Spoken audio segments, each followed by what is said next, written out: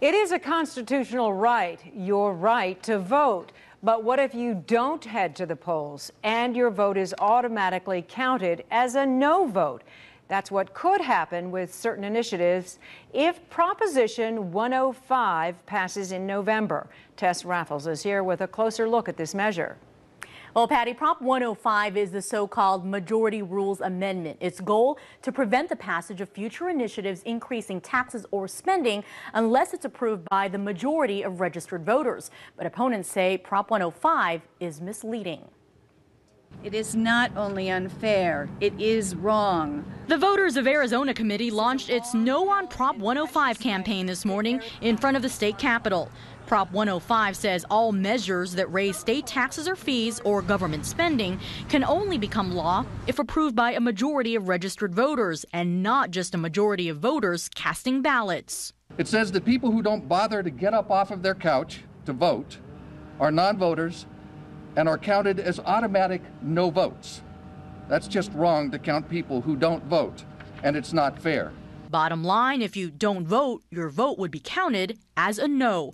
Among backers of the No campaign, Valley educators and firefighters. It's wrong for someone who doesn't vote to effectively cancel out my yes vote. I participated. I made the trip to the polls. I filled out the early ballot.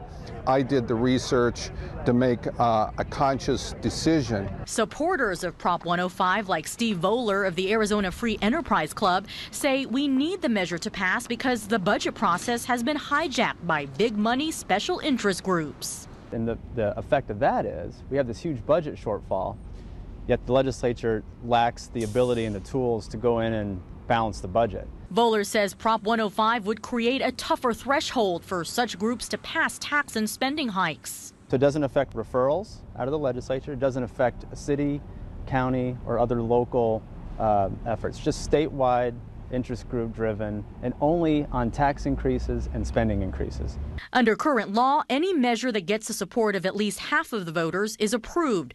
If Prop 105 passes, 80% of those voting on a ballot initiative would need to vote yes for a measure to pass. I think individual citizens, voters in their homes, will recognize that having their vote canceled out by somebody else who didn't show up is not just wrong and unfair, it's contrary to the Constitution and should not be a constitutional amendment.